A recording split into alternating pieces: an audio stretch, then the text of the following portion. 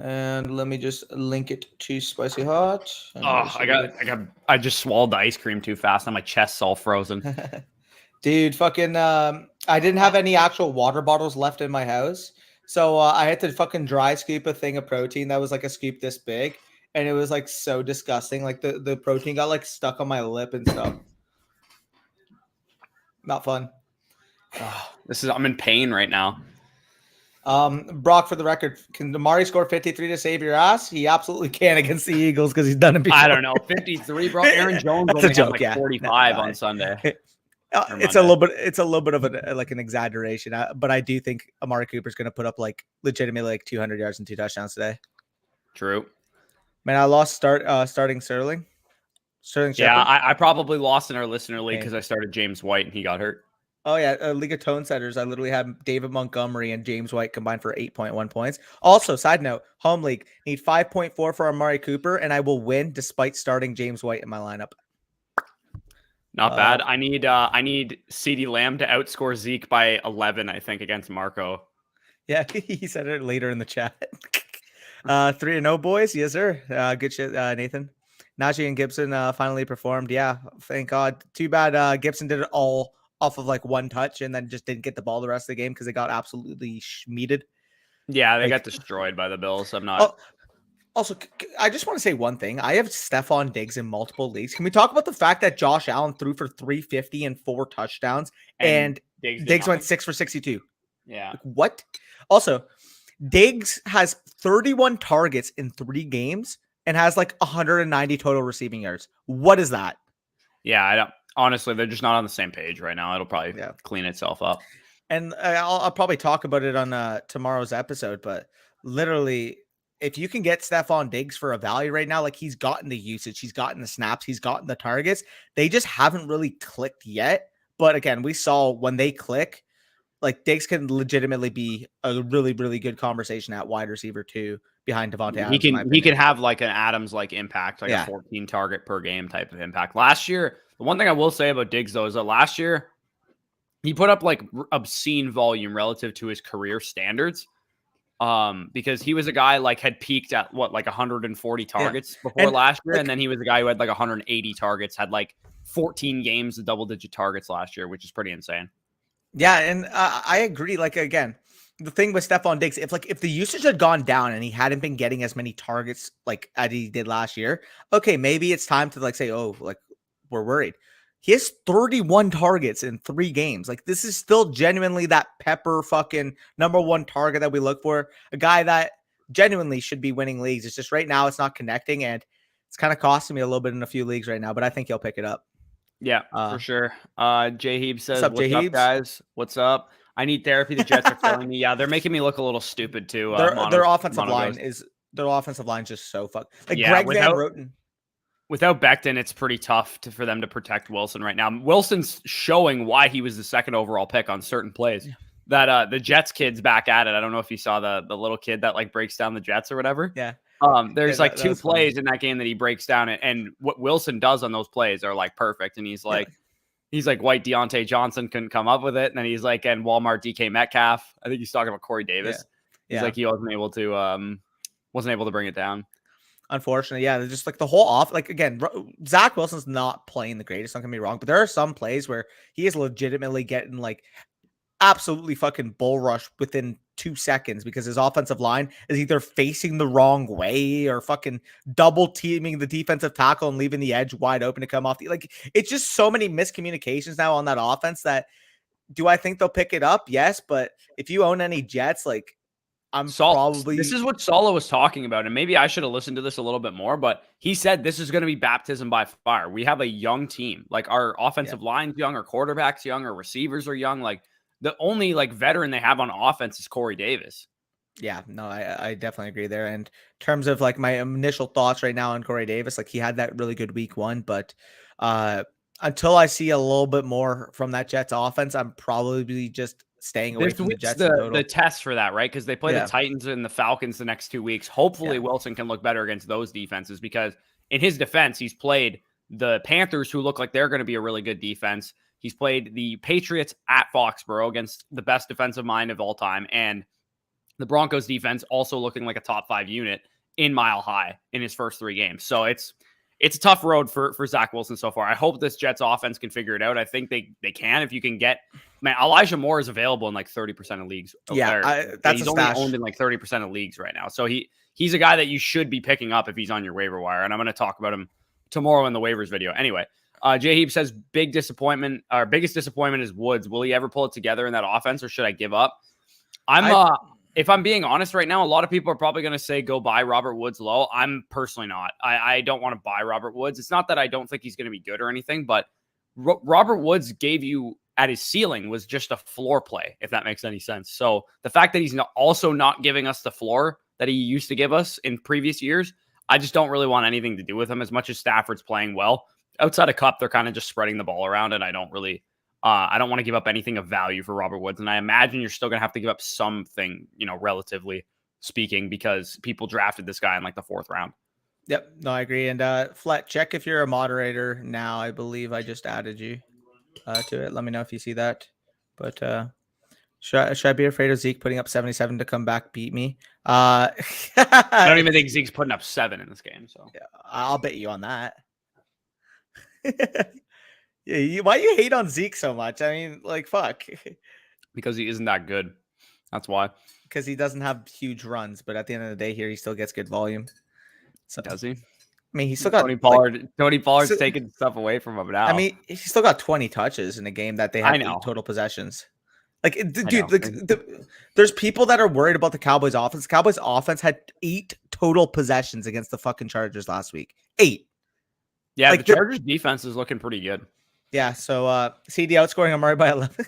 Yeah, I hope so, man. CD could have a 30-point game in this one, and if Zeke has like a 20 touch, like 100-yard from scrimmage, doesn't get into the end zone type of game, then CD could win this for me. Like right now, you're up by 11, thanks to Deebo Samuel put up a number of points for you yesterday, and my dumbass, or no, did I? Oh no, I don't have Ayuk in that league. What am I talking about? But either way, I have Ayuk. CD over Zeke by 11 points is a lot. It's a pretty tall task considering Zeke's usually a good floor just because of the touches that he gets. But CD could have some long plays in this one. To be fair, though, in this specific scoring format that is full PPR with big play bonuses, like if CD catches a 40+ yard touchdown, like you could definitely be in the driver's seat at that point. And he catches like 8 balls or something in this game or something like that. 8 for 130 with like a big touchdown. And if Zeke has like 1 reception, like 4 targets or something like that, because Pollard's getting all the passing work, that would definitely be the case. Also, my team in that league is super struggling right now, but we'll get into that after. Too much, but got a 4 prop parlay. Crazy, but Cowboys win, Amari touchdown. Pollard 10+ rushes. Dak 14 rushing yards. 5. That looks good to me, honestly. Pollard getting 10 carries is pretty rough. That's a little. How many times has Pollard gotten 10 carries?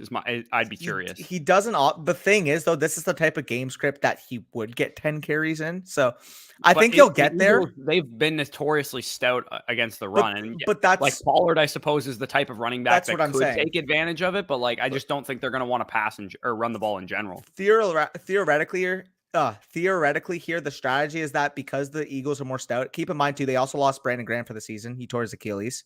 That was probably their best overall run defender. I mean, what that tells me is you still got Javon Hargrave. You still have Fletcher Cox in the interior. So maybe Zeke doesn't have a hugely efficient type of game. If they want to supplement the run game, they're probably going to have both guys in the back. They're probably going to get Pollard in space. And if that's the case, I mean, that's the only real skeptical one because it's a lot to ask from him. But the other one I'm kind of looking at, I don't know if Dak has even needs to rush for 14 yards in this game. Like genuinely. Yeah. I mean, he doesn't, that's the only one. He hasn't run too much so far, which is a little concerning. Most likely due to the ankle surgery that he had. So hopefully that one's a little sketchy too, just because we haven't seen him really run that much. The thing is, though, is that him, Mahomes, and Brady are like the 3 pocket passing quarterbacks that I can get 10 rushing yards for them and be fine with that. Yeah, no, and from a passing floor perspective, Brady, Mahomes, and Dak, they're going to throw the ball 35 plus times a game, like minimum. I think we saw Tom Brady's floor last week, and I know he had a rushing touchdown, so it wasn't really his floor, but from a passing standpoint, if you took that out, his floor from a passing standpoint is if he's behind in a game like that, he's going to throw the ball 55 times. Yeah, no, definitely. I might have lost this week with Deontay and Higgins out, but Ayuk sighting makes up for it. He's arrived. Yeah, Ayuk looked really good. That's a big takeaway. I know we don't have an official script right now, but Ayuk was getting peppered. I think he had 7 targets, was getting the full allotment Also of had a snaps. carry as well, too, I think. Was getting the full allotment of snaps that we could expect. And until we see like the full ascension, like I'd probably still have him as a flex type of play, like wide receiver 3-4 type. But if Ayuk is fully back and gets the role that I expect him to be given his talent, like I think he can very well entrench himself in that top 24 type of range if we see the consistency on a week-to-week basis. Right. And the looming thing, obviously, too, is that Lance is eventually going to start for this team. And we heard connection, like rumors about their connection all of camp pretty much. So hopefully Trey Lance can start, maybe open up this offense downfield a little bit more than Jimmy Garoppolo does. But either way, like the fact that Ayuk ran, I think it was 60 routes to Debo's 62, total 70 passing plays for the 49ers offense. That's exactly what you wanted to see, because you didn't see that in the first 2 games. And again, maybe Shanahan was just holding him accountable. Maybe he showed up lazy, trying to come back from his injury or whatever, and he was just pissed off at him. Coaches do shit like that, man. Like anybody who's ever played football know that coaches will get on your ass if you're being lazy or something like that, especially if you're expected to be a star player like Brandon Ayuk probably was expected to be by the 49ers coaching staff. Yep.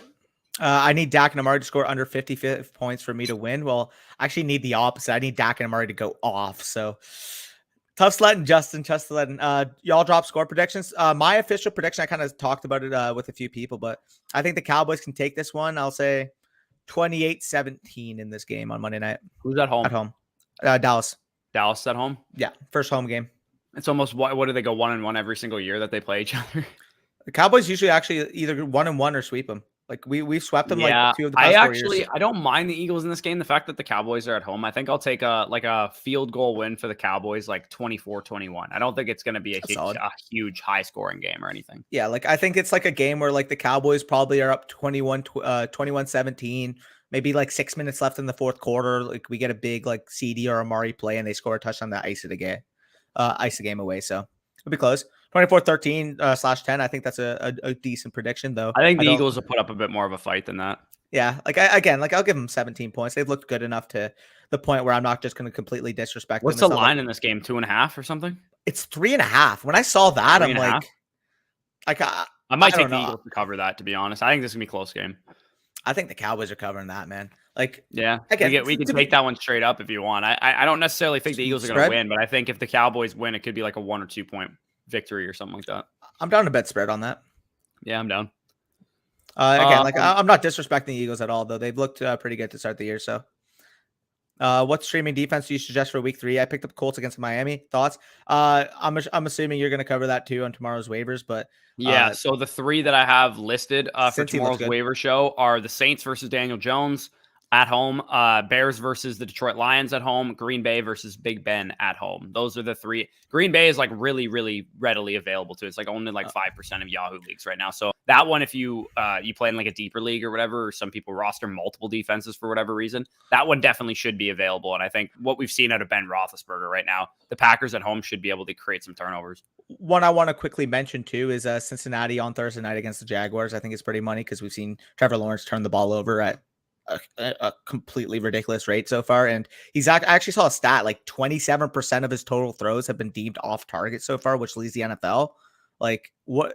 I get it. The situation hasn't been good for the Jags offense overall, but Lawrence just hasn't really been playing well thus far. None of these rookie quarterbacks have been playing well. No. The only one that has really is Trey Lance, because he hasn't been asked to start a game or anything like that. So, I mean, it's really, it doesn't shock me, because these, I think we saw last year, part of the reason why the rookie quarterbacks were able to play well right away, especially Herbert, was the limited offseason looked like it affected defenses at the beginning of last year. Like we saw so many blown coverages and miscommunications and stuff like that.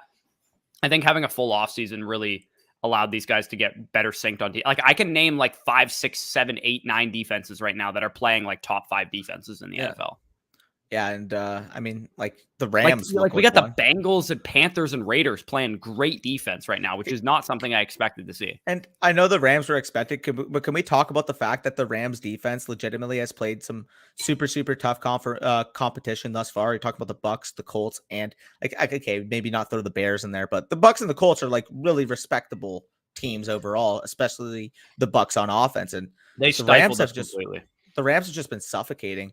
I mean, it's good to see that Mike Evans did perform against that secondary, though. What he put like I said, they actually have been moving Mike Evans a lot more this year. I like He that. played, I think he's only been like traditionally like a 15% slot percentage guy. He was playing like 35% like so far this season. So they're moving him and Godwin and Antonio Brown around as they should be, because they all can play every position on the field.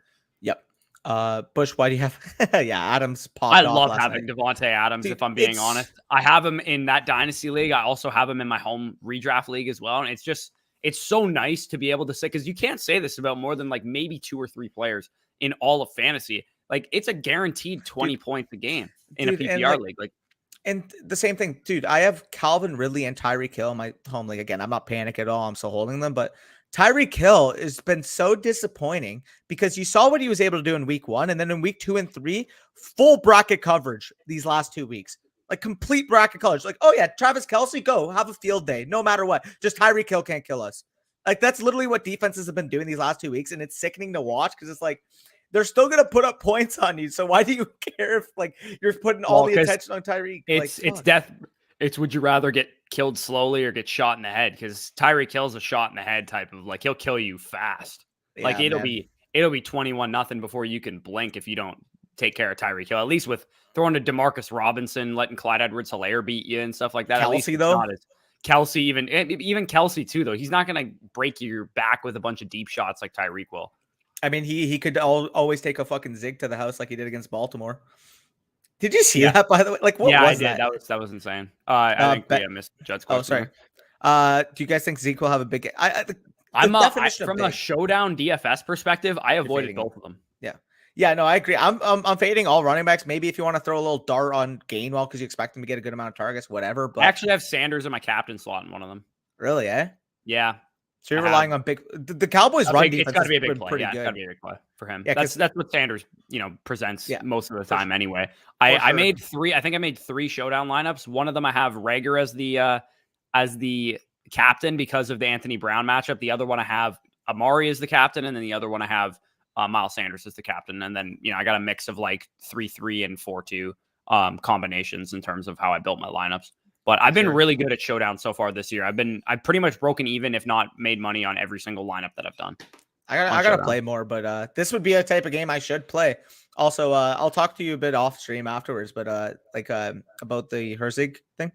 Yeah. Oh yeah, for sure. Yeah, look good. You guys, 15, 20 points, probably what I expect here. Bengals. Yeah, Bengals are a good defense to pick up if they're available. I think that's what he's talking about. I see Flet's comment. Yeah, Flet, a little shout out for you there. Should I trade Amari plus Edwards for Diggs? That's on the table for me. I would rather have Diggs than Amari and Edwards, I think. Yeah, like the thing is, theoretically here, like I think Cooper, like you could make the case that if he plays consistently, he's in that tier. The problem though is that Diggs is so consistent from a target basis. Like Amari's always going to have his dud games, whereas like Diggs, you kind of just know your floor there is literally 6 for 60, which is what he's been doing the last 3 weeks. So if you have the depth, I don't mind shopping out Edwards and getting that slight little upgrade there, because I do think Diggs, once he starts playing his game, is going to reacclimate himself as that top 5, top 4 type of wide receiver in fantasy. I think the really nice thing too, though, about trading for Diggs now, and I'm sure you'll probably mention this on the trade targets video, but the Texans, Chiefs, and Titans, the next 3 games that the Bills play, like they've played the Washington football team, the Steelers, and whoever their first, I don't even remember who their first game was against, but like they played some tough defenses so far. So the fact that Diggs is still putting up, over 10 targets a game is definitely encouraging to see. And going like the Texans and the Titans, 2 of the next 3 games, like he might have 14, 15 targets in both those games. I'm glad you mentioned that tough defense. And I know you mentioned Alvin Kamara on the last trade targets show, but can we mention that like people are panicking on Alvin Kamara when week 1, they just absolutely obliterated the Packers. Like Alvin Kamara didn't even have to touch the ball to realistically make any type of fucking impact. Week 2, Panthers defense stifled the Saints offense completely. Kamara had 8 for 5. And then week 3, they played against the Pats. So like he's played either tough defenses or in scripts where he literally wasn't needed to play. Now this week, I believe they play the Texans. No, the Saints play. They play a cake defense. I know that. Yeah, hold on, let me check. I checked it.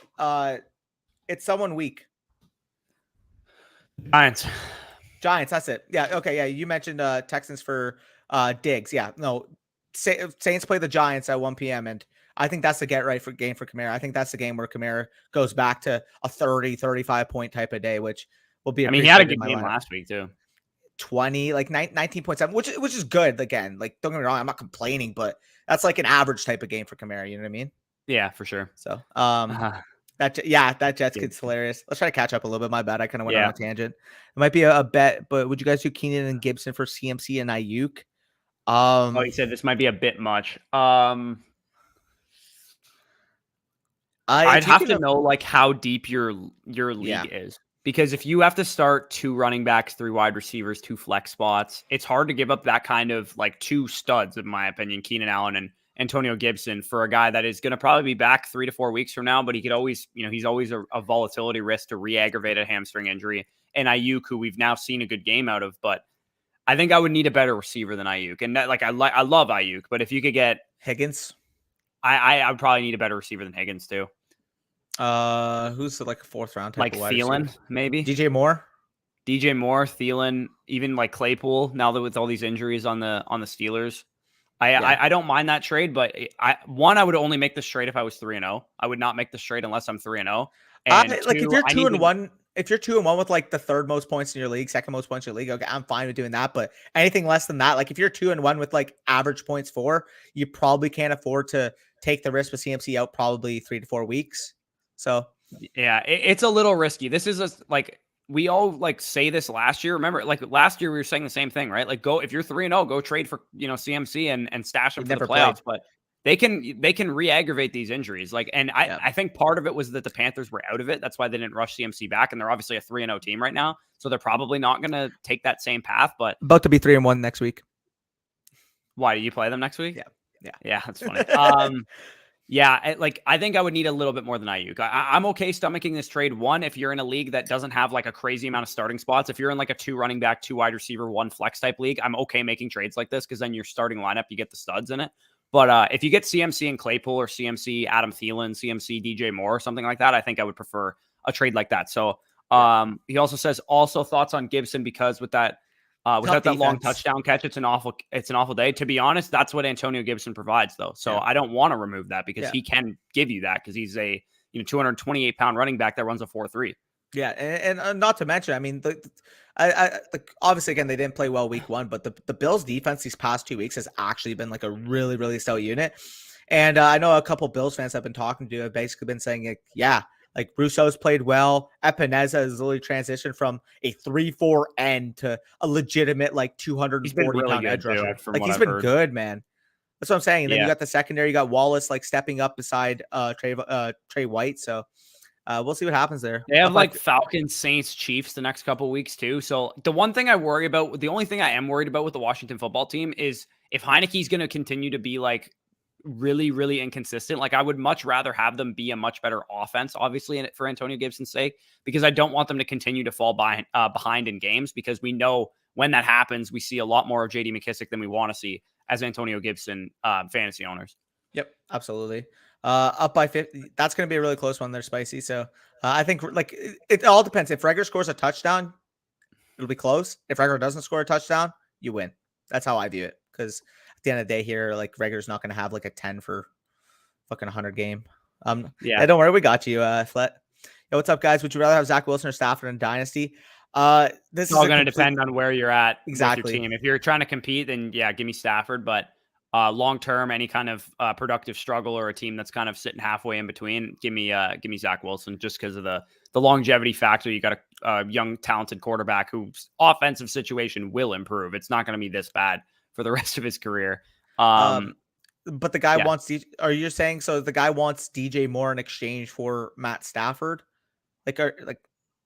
I would hold Moore still. I would much rather have DJ Moore than either of those quarterbacks. What round do you think Wilson goes in a startup? He's probably like a 6-7 type of pick. Yeah, probably 5th, 6th, 7th round, depending on how highly your league values quarterback. So I still think Zach Wilson's going to be a steal. Because the one thing that I will say about Zach Wilson, even if he has a really bad rookie season, right? Like if this continues most of the year, we've already seen this front office be willing to invest to help him. So if he does have a really bad rookie season, maybe they go out and sign Chris Godwin in the offseason. Maybe they go out and sign Mike Williams, Allen Robinson or something like that. And they draft Breece Hall in the first round with their second first rounder or something like that. If they're going to be willing to put weapons, protection, whatever he ends up needing. I think they go for a tight end. He has a down rookie season. I think you're talking about Wilson, right? Yeah. I think they go tight end route because, like, I think theoretically here you're banking on your wide receiver core to develop. Like, you got Davis, you got Moore to develop. Maybe you add a third guy there if you think Jamison Crowder can't last.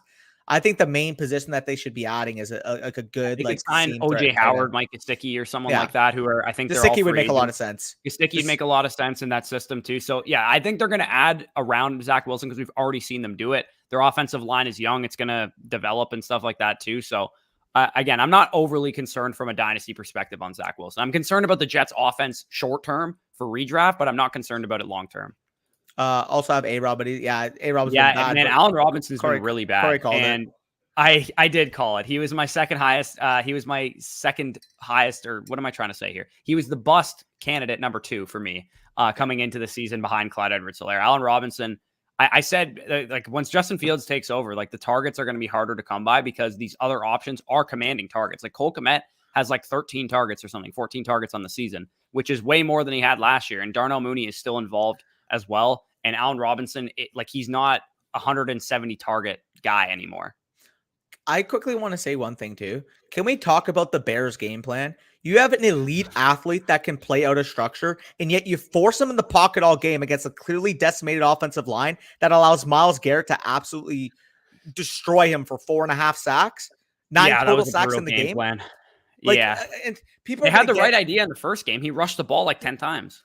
Like, people are going to get on Fields like, oh, he had a bad game, 6 for 20. Like, Matt Nagy's game plan was pathetic in that game. It was pathetic. And again, this is why I was scared about Justin Fields coming into the NFL. Like, I didn't think his landing spot was that good because there is a world where Matt Nagy gets fired. And I think it's probably even likely to happen at the end of this year. And if Matt Nagy gets fired, is Ryan Pace going to stick around too? Like, are they going to not fire the GM as well? And then you have the whole, like, who is this? Who is the most recent quarterback that this happened to? Where they brought in a new front office and Dwayne Haskins, like a Dwayne Haskins situation where a new front office comes in, new coaching staff. They didn't draft you. They didn't invest in you. So maybe in the draft, once the draft cycle approaches, they're like, oh, are we in the quarterback market? We don't have a first round pick, so we can't really get a quarterback. But it's just a sketchy situation. That is the floor for what happens to Justin Fields. Obviously, he's still a very talented player and he can overcome the situation, but if the wheels fall off this thing, it's going to be very concerning for Justin Fields' dynasty value for me. I mean, like, I'm so optimistic because I see the talent, I see the arm, I see the athleticism, but like what they're doing is just pretty disgusting to say the least. And it's kind of like why we value the landing spots coming into the dynasty offseason. Again, like, am I going to say a situation like that's not going to happen in San Francisco? That's exactly why I would value a guy like Trey Lance over that. Exactly. So, I mean, like, Trey Lance has been the best of the rookie quarterbacks thus far, and he's played like 10 total snaps. Like, yeah, pretty much. I'll start Pollard or Miles Sanders. As much as I love Pollard, like, I'm still sticking with Sanders because I trust the guaranteed touch output in this game. But I think Pollard has a better matchup of the two, I would say too. Yeah, I mean, like, it's close without Brandon Graham. I'll say that, but then again, you could say DeMarcus Lawrence is out. So yeah, I'll agree with that. Yeah, because DeMarcus Lawrence not playing this game too for sure. Corey says, I own Moore, Carter, and Wilson in Dynasty. I have Moore and Wilson in one of my Dynasty leagues. And I'm, again, like I said, I'm not concerned from a long-term perspective. If you can go buy these guys low in Dynasty right now, because some people might think, oh, this Zach Wilson kid's going to be a bust. And I don't think that's going to happen at all. Even if he has a Jared Goff-like rookie season, I still think he's going to be okay because, like I said, we've seen them invest or be willing to invest in their offensive line, their weapons group before, and they'll do it again if Wilson needs it after this year. Yep. Wesley, trade away Ridley and Sermon for Metcalf, Half PM, and Pierre. Thanks. I would keep Ridley's side because at the end of the day here, although Ryan is cooked, like, we still see. I think I'd take Metcalf over Ridley and Sermon. Well, so on Sermon, I knew that was going to happen. What happened to Sermon? Like, he got into the end zone, he saved his day, but the fact that he wasn't getting the touches, he didn't really look that good. I had a feeling that was going to happen, and I don't trust Sermon to have an integral role in this offense once Eli Mitchell comes back. So I will take Metcalf. To me, is just the far safer option right now in fantasy. So I will take Metcalf just because I don't want to have to deal with this Falcons offense being bad because they're going to play some tough schedule. Like, think about their division alone, right? We never played defense in the NFC South before this year, but the Panthers, the Saints, the Bucks, they all, like, I mean, maybe not the Bucks right now because of all the injuries. We have defenses that can stop this Falcons team. So I don't know, man. I'm a little scared about Calvin Ridley right now.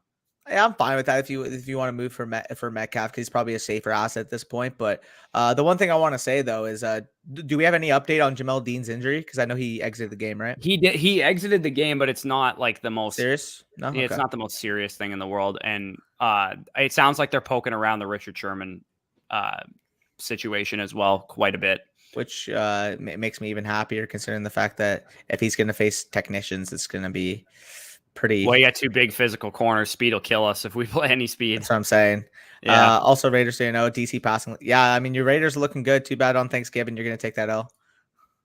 Y'all think? Yeah, I think, again, like, assuming this is a 4-point passing touchdown league. If it's a 6-point passing touchdown league, I think it's even more likely. But Dak usually plays well against the Eagles. The one game where he didn't play well was when he literally sprained his AAC joint in his shoulder, and Eagles fans want to hold it on him for the rest of his career, whatever.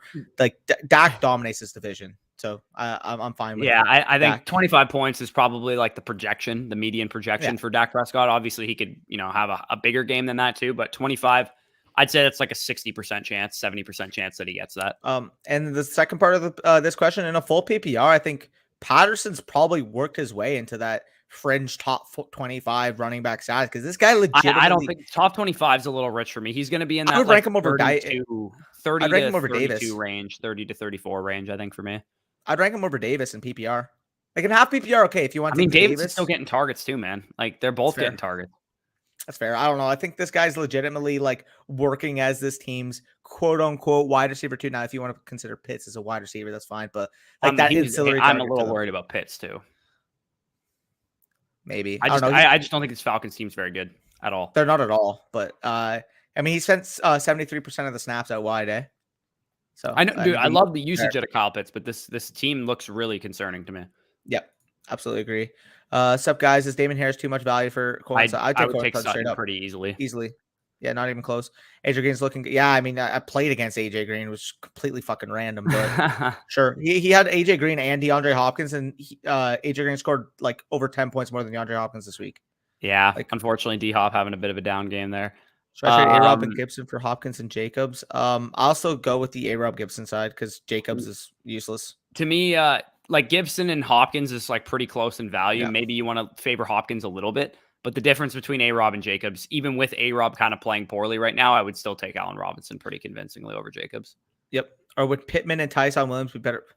Dude, if you can get Courtland Sutton for Pittman and Tyson Williams, I'd rather give up that than Damian Harris, but I would do it for either of those. Doesn't really matter to me. I look back after I talked that shit. Yeah, I mean, I have him in the listener league too, so hopefully he can keep going like that. Sure. With no PPR. Wow, your team absolutely popped off. Yeah, you must have had like the Stafford Cup stack with like Metcalf and like a bunch of other guys. Hayden, I think you are more than fine there. Although I think the matchup for Devonta is pretty rough. I mean, in a PPR, he should be a guarantee. He should be a 10-point 10 guy. to 12. Yeah. Hurts, you could probably chalk in for about like somewhere between like 16 and 22 because of the rushing floor. And then I think CD's going to have a good game in this one. So I think you win that, Hayden. Yeah. Would you guys start Hubbard over Javonte Williams? I mean, probably. It's close. It's probably going to be that's a really like. I think Hubbard's going to be a fringe kind of. I think he's going to be like a fringe like top 24 running back for me. I got to see the matchups next week, but like Hubbard should get the workload, isn't it? No, he's playing against the Cowboys. Yeah, that's what I'm saying. Like the matchups probably a little bit above average. I'd say the Cowboys are probably, not like absolute worst in the league, but they're probably around like the 20th. Denver plays the Ravens, so I mean, like Hubbard easily, yeah. With Javonte Williams, as of right now, all you can really count on Javonte Williams for is about 15 touches a game. That's pretty much all he's getting. So he's going to be, relatively efficient on those 15 touches, but he hasn't gotten that spike week yet that put me ahead of Melvin Gordon week in the depth chart week, because even though he's like evading twice as many tackles per play that Melvin Gordon is, he's still not quite up to speed in the receiving game. He's still making some rookie mistakes in pass protection, and on the goal line, he fumbled last week, didn't he? Yeah. Javonte, yeah, he fumbled. Yeah, he fumbled in the red zone, like inside the 10-yard line. So like coaches hate shit like that, right? And that's gonna put you back a little bit as a rookie running back before they're willing to trust you with like a full-time workload. Again, Javonte Williams is a sleeping giant, right? Like the second his value, or like he has that big game, his value is going to skyrocket. Sorry, I just want to mention one thing right now, Mark. That's unacceptable. You can't just leave 4 straight comments in the chat. So, you're gonna go in the corner. You're gonna go put on timeout because that's ridiculous. Come on, man. Yep, facts. All right. Yeah. Spicy Hot already got it. For sure. Yeah, Spicy Hot. You can feel free to just like mute people when they do that yourself. You don't even need to ask us that. I would. Okay. Yeah, I don't even know what talking about there. Need 20 points from Devontae and Amari combined. What we thinking? I think you should be Amari okay gets there. that on. Amari gets that on his own. Don't worry. I would say that's relatively a ceiling type game for Amari, though. I don't think he fully get that on his own easily. Like we don't know if ceiling it's though or anything. To be fair, not ceiling, but I would say it's like a pretty high end game for him. If he does get it. I need to hold Amari. Yeah. Ben, I'm sorry, brother, but those Cowboys are having the game. That I could definitely see that. And I had 28-17, so pretty close to me. I need CD to give me 20 plus and Sanders to be minimal. I'm praying for you, Nikki. Like, it could absolutely happen because CD's got the talent and obviously I need a big game to land too. What would you guys do with Tunyon? It's not looking like a breakout from last year that I bet on in both my leagues. Volume is pretty concerning. That's kind of always been with Tunyon though. Like my only like question for you is like, what else are you gonna do? Like Tunyon's still better than anybody you're gonna find on the waiver wire, even guys like Cole Kmet and Hunter Henry and stuff. Like I'd still rather have Tunyon than those guys. He's not potentially like a top 8 or 9 guy or anything like that. Like he's like a fringe tight end 1. If you can get like Noah Fant or something, like maybe I'd prefer him over Robert Tunyon, but they're all kind of in that back end tight end 1 range where if you're not one of those, like I wouldn't even put Pitts in this category right now. If you're not one of those top 5 tight ends right now, Logan Thomas and probably Logan Thomas also, then and Gronkowski, like you're pretty much just outside of that range where you're like going to put up a good week every week. You're going to have down games. Like Tunyon's going to have down games. Fant had a down game in this one. It's just going to happen. Yeah, Aggie, I want to quickly say this. Amari just needs to get you 5 points. He needs 5.5, I believe, from for me to win in my home league. So he has to not get injured, basically, and he'll get 5 points. Yeah. I'm hoping the Lance to Ayuk connection is real because I'm trying to trade for Lance in my 1 quarterback dynasty. Like, dude, go for it. Like, you know how our thoughts on Lance. Already have Ayuk. Is this the best time to sell J-Rob? Yes, 100%. Yeah, 100%. It's the best time to sell James Robinson. I think what we saw was definitely encouraging out of him. Like, he have like 27 opportunities or something like that. He had like 22 carries and like 4 targets.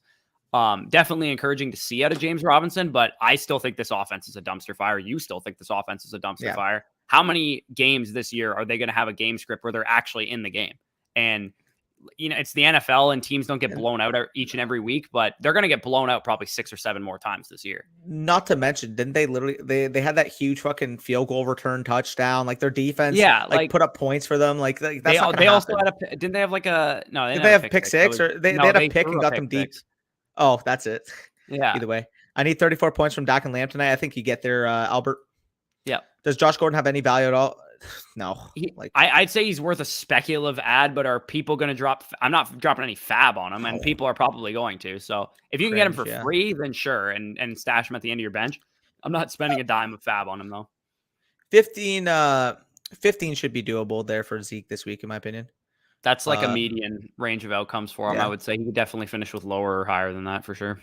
Duh. Brock's just trolling. No, I wouldn't put more than 0 on him.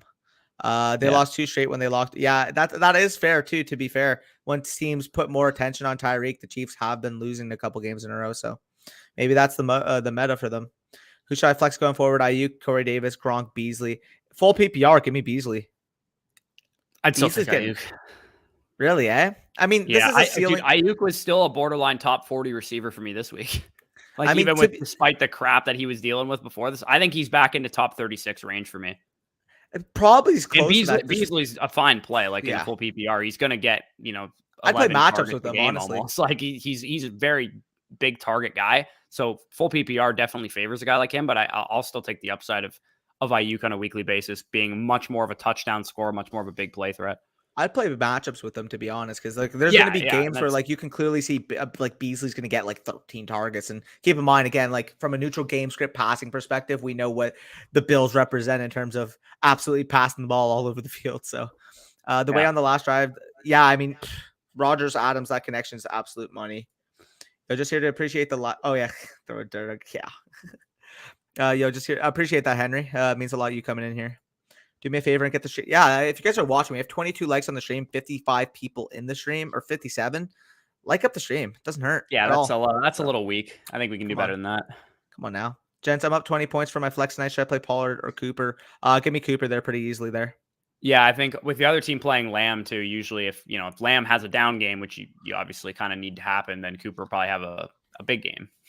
At the end of the day here, he's just hoping for a Lamb down game because he's up 20. But yeah, 8-man league, 2 running back, 2 wide receiver, 1 flex for that CMC trade.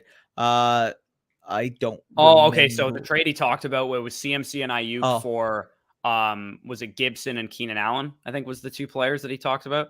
It was 2 players like that. So I think that was the 2 that he talked about. It's an 8-man league.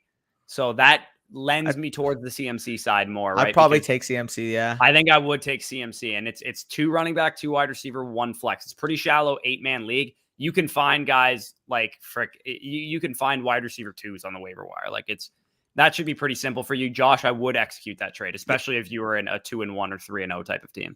Same there, Josh and Corey. Yeah, we just went over it, but appreciate you looking out for us as well. We actually got that number up to 30, and there's 59 of you in there. Let's keep seeing that number get on up because I'm thirsty for those likes. Trade Ridley for DJ Moore. This is an interesting question, I think, though. It's definitely interesting. Again, I think that you could still rely upon Ridley as probably like a back end wide receiver 1 type, while Moore's more so entrenched in that wide receiver 2 range for me. Because I think this is a lot closer than you're giving it credit. Like, where would you rest of season? Like these guys are probably like almost back to back for me rest of season. Wide receiver 14, 15 type? Yeah, like something like that. Maybe like Moore's 13, Ridley's 12 or something like it would be very, very close for me the rest of the season because, like I said, I am concerned about this Falcons offense. And I am not concerned with DJ Moore, the way he's playing right now, how good he looks, and how they're using him, which is as a true X receiver in this offense. The question I have, as crazy as it sounds. And Darnold's playing really well too. As crazy as it sounds. Where are you ranking Mike Williams in that trio? Like if we were to add Mike Williams. He's behind those guys. How far though? I'd say Mike Williams probably a top 20, 22 wide receiver rest of season. I'd have him close to the top 15, man. Like no, I wouldn't. I can't do that. He's looked fucking amazing. He has looked great. He has looked really good. And they're using him in ways that are accentuating his abilities. They're not just like making him run go routes every play. Yeah, no, exactly. Thanksgiving is the last game. We'll do good. Good luck to Daquin. Yeah, the only problem is we actually have an offensive line by then once Lyle Collins comes back from a Fugazi suspension where he appealed a 2-game suspension, and as a result, they gave him a 5-game. What the heck is that? He tried to bribe the guy. What is that story, man? He tried to bribe him. That's what happened. Fucking jokes. I like Tim Patrick. I think he could be a decent wide receiver. I think it helps Sutton out a lot too, and Fant. Obviously, they definitely benefit from Hamler being out. Agreed there. I plan on trading. If you can go up for a wide receiver upgrade, probably like a guy that maybe someone's nervous about Hopkins because he had a bad week this week. Probably get Ridley with that. Ridley would be another one too. Like those are the type of guys I would target. Like a really, really good wide receiver that maybe has underperformed a little bit. And because you have the name value of Julio, you should be able to kind of take your pick at wide receiver. Maybe you can get Keenan Allen if people think that Mike Williams is going to continue to be a big dent into his production as well. Because you have that Julio Jones factor in the trade, people aren't just going to be like, oh, this guy's giving me Jamal Williams and Mike Williams or something like that. You have the name value of Julio. Yep. Yeah, he loves the fat dabs. Guys, what do y'all think of her? Okay, that's the same guy. Yeah, okay. Mark, you can't say that 4 times in a row, buddy. We already handled that, though. Javonte would have scored. I could have made a huge profit. Yeah, facts. Yeah, Fluffy. I really set the tone on that guy. Yeah, everybody loves it. I wonder for anybody actually watching that wants to know, I mean, Hurts, Pollard, Watkins, Cooper, Smith, I don't know what you want me to say on them. Cool. Like, they'll put up fantasy I think that's points. Supposed to be Hurts also. I think it's supposed to be Hurts as well. Hopefully it's Hurts for his sake. Yeah, I have no idea. Yeah, Hurts should get 15 as much as I don't like the Eagles. Yeah. I need Cooper to do minimal and I'll be fine. I need Cooper to give me points. So we'll see there, Jorge. Yeah, Jamar Chase looks fantastic. Jamar Chase is like, if they gave the award out now, he's offensive rookie of the year. It's not even like, dude, he's the way these quarterbacks are playing. No, it is not even close. He's averaging like 70 yards per game. And I think it was like 1.25 touchdowns per game right now on Burrow throwing like 25 times per game. That's one of the more wild things to me about this Bengals offense is how slow of tempo that they're running and how little Burrow is throwing it. I hope it corrects itself because it's really out of character for Zach Taylor's offenses. Is it just because the defense is playing better? And Burrow's coming back from an injury? I have no idea. But as a T. Higgins fantasy owner, I hope that the pass attempts go up, because that was one of the big draws of T. Higgins and Jamar Chase, is the fact that these guys were going to throw the ball 35, 40 times a game, and it was going to be a target funnel between those top three wide receivers. They have one game where Joe Burrow threw 30 or more times, and he threw 30 on the dot. Like, they have just run the ball. It's a little concerning that they haven't had like a 40 pass attempt game, especially with like Mixon's not running like amazing either too. It's not like he's like taking up all the first downs and stuff, because he's just constantly running like crazy. So I don't know what it is with the Bengals offense. I'm guessing it's just they're easing Burrow back into it, but I'm a little concerned that this is going to continue the rest of the season, because it definitely lowers the floor, I would say, of Higgins and Chase, because they're not getting 7, 8, 9 targets a game like I think they can. I think it's going to be a little bit more boom or bust if they're only throwing the ball 25, 30 times a game. I'll tell you what, though, if that passing offense, like in terms of overall volume, does adjust itself, like maybe it's crazy to say, but like Jamar Chase looks like a Justin Jefferson level impact right now. I genuinely think Jamar Chase could be like a he's got 4 touchdowns. Like that's pretty, like a lot of, like a 4 touchdown rookie season is pretty good in a 16 game overall. Season. Yeah, like he's got 4 touchdowns in 3 games. And all of them are literally like 35 plus yards pretty much. Yeah. Like, what the fuck? A little banter. Got offered AJ Brown for Devonta and Visca. He's 0-3, so he needs to win, but do I accept that? Yes, yeah, 100%. I'll take that. Yeah. You said he's 0-3. I'm assuming that means you're not 0-3. You're in like a better position than that. Yeah, give me AJ Brown. Monitor the health situation of AJ Brown. I haven't heard anything about his health. I heard 3 to 4 weeks sprained hamstring. Really? So it is like an actual like. Yeah, he's week to week. He's week to week. Okay, yeah. So I might have to. I'm 3-0, so I might have to send out some feelers for him. Yeah, I'd still take that easily. Danny, I need 13.1 from Cooper to win. I'm about to go 4-0 this week. Thoughts? Yeah, I think Amari Cooper can get you that pretty easily there. How are you going to go 4-0 this week is my question. Bro, he's just built different. He already wins next week? Yeah, I mean, like, theoretically here, if you I'm assuming this is a full PPR, if you allocate like 20 to 25 for Lamb and then Devonta making up the difference, it'll be close. I think that's like a 25% chance of happening, though. I don't think that's like a... That's a big game. Both guys are going to have pretty big games in that one. Thanks, y'all, for telling me to start Jamar. I wasn't going to. Yeah, I mean, Jamar is just... I don't know who your other option was, but I think you were like asking, if I'm not mistaken, you were asking like Jamar Chase or like Robbie Anderson or something. Like it was something like that. And it was just like, I think we said like Jamar Chase, not really close or something. I feel like that's what we said. Now, the one thing I'll say, like for the time being, like where do you rank Jamar Chase rest of the season? Until the volume of the offense goes up, he's nothing more really than a top 20. Like the back end of my top 24 type of wide receiver. I think he's probably going to find his way. He's a wide receiver too, but I can't rank him much higher than like 19 to 23. That's fair. I'll probably have him closer to like the 17, 18 range, but I agree there. Yeah. Appreciate that, Cobra. Means a lot, man. What value should I have for, I need a wide receiver start for the trading video spoilers in advance. Yeah, no worries. If you can, like J-Rob coming off a big game, people saw what he did last year.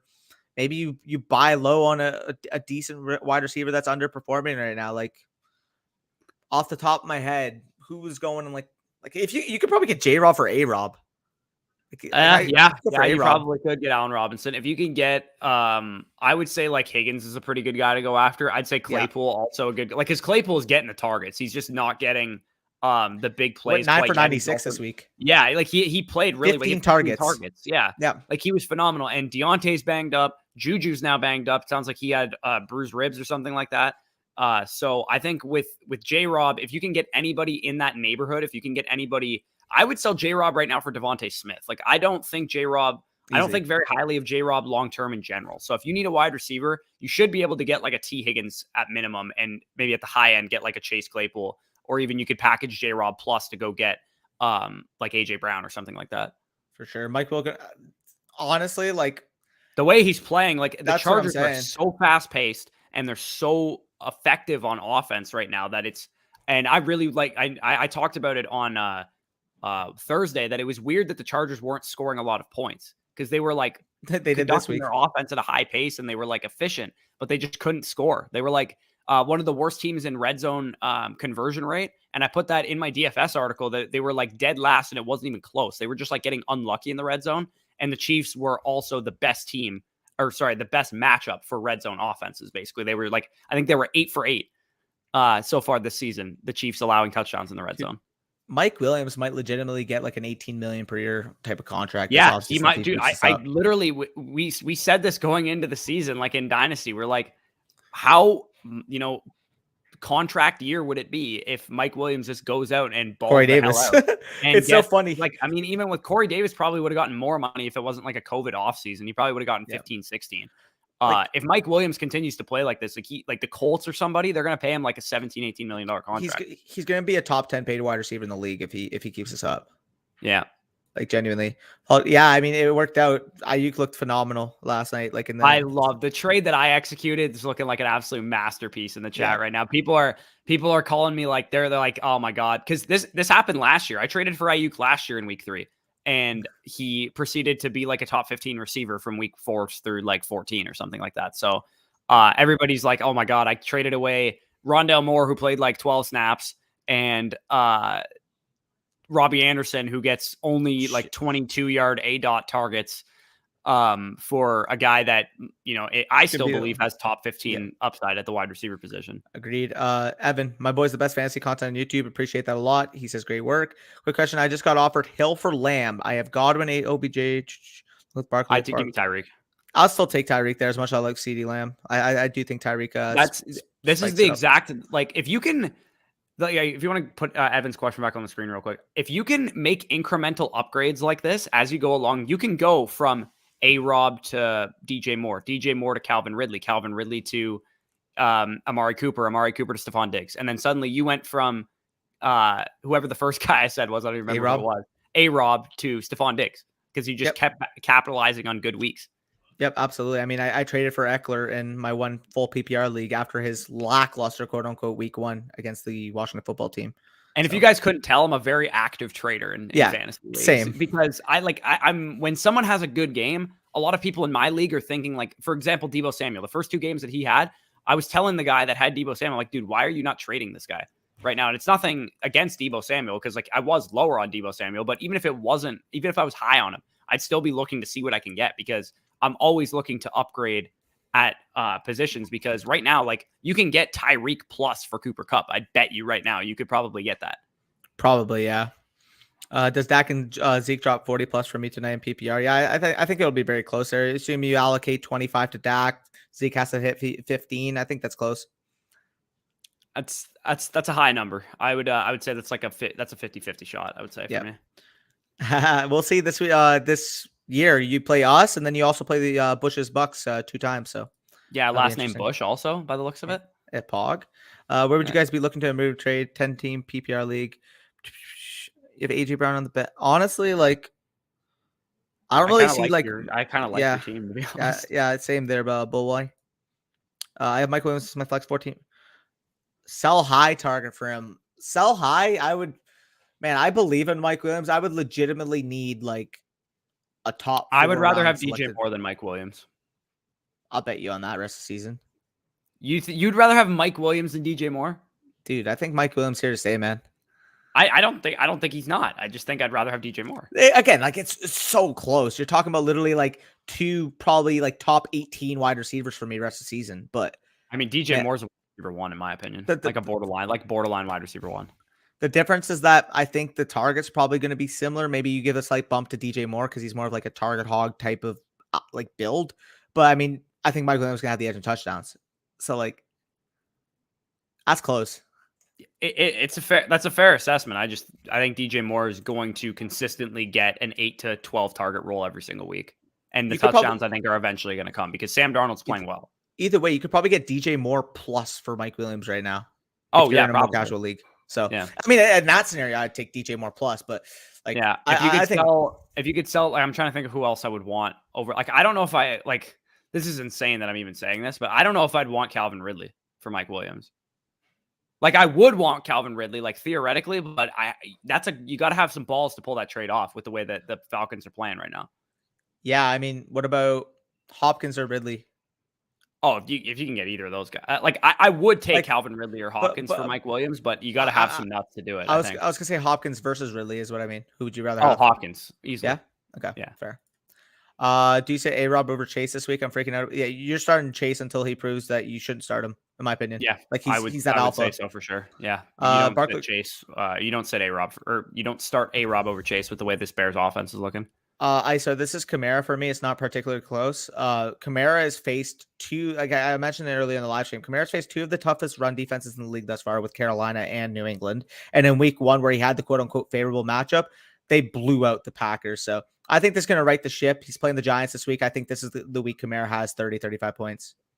Yeah, I mean, I don't want to say it's not particularly close because I think Barkley's. I think Kamara's a tier ahead. I think Barkley's a top 6 running back rest of the season. I've seen what I needed to see out of Barkley so far. Taking Barkley or Jones this season? Aaron Jones? I would probably put Aaron Jones 5 and Barkley right behind him. Like I think I'd take Eckler over Barkley. I literally was. I knew you were about to say Eckler. I think if you're in a full PPR league, I might take Eckler there, but it's really close. Like I think Barkley is here to stay. Yeah, I mean, like Barkley's probably gonna be more like a mid to back end one for me right now. But like, he'd be like my RB 6 or 7 right now if I had to do rest of season rankings. Like I would take Kamara. I mean, like McCaffrey. Let's just say McCaffrey, just for the simplicity's sake. McCaffrey, Kamara, Dalvin Cook, Derrick Henry, Aaron Jones, Austin Eckler, and Saquon Barkley. And I probably would take Swift Saquon over him. Barkley. I wouldn't quite take Swift over him. I would like he'd be right behind him probably in my rankings.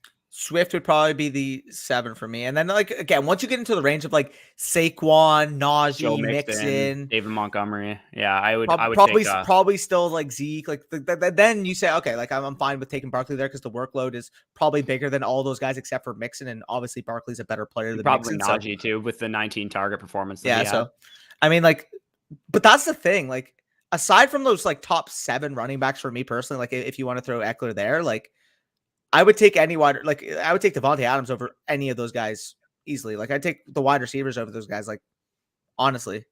Yeah. No, I don't disagree there. Yeah. So, with what y'all said, would you trade Kamara for Barkley and Chase? I would still hold Kamara here. I know it's probably closer for you, but like I genuinely still think Kamara is probably like RB2 or 3 rest of the season. Maybe RB1 if Christian McCaffrey misses like a decent amount of time. I'd probably still take Kamara too, but that is close. That's pretty close. That's probably one of the more fair trades you'll see on the market right now. Yeah, if you need an additional wide receiver, I don't mind taking that. That's Tucker. That kick was absolutely absurd. The game started. Fuck. Okay. Let's read through a couple right now. Odd Sanders goes under 9 in PPR. I think he gets over 9. Sorry about that. Peachy. Or that kick. I thought there was a type. Yeah. Insane, hit the crossbar. Yeah, that kick was insane. Jamar, like not close for me personally, but Cooks has played well. I'll give him credit. Versus Jamar is what the start set question was. Read a couple. Yeah, I think we're good, dude. I didn't see any comments that were like time sensitive. Let's just try to quickly catch up if we can. Yeah, for sure. Keenan Harris offered Keenan and Damian Harris from Mike Evans. I like the trade. How about Keenan? You guys? I would take the Keenan and Damian Harris side pretty easily for me. If you can get him for free, if not, I'm not like overly hesitant or overly like active on him. Cowboys going to need, probably to be honest.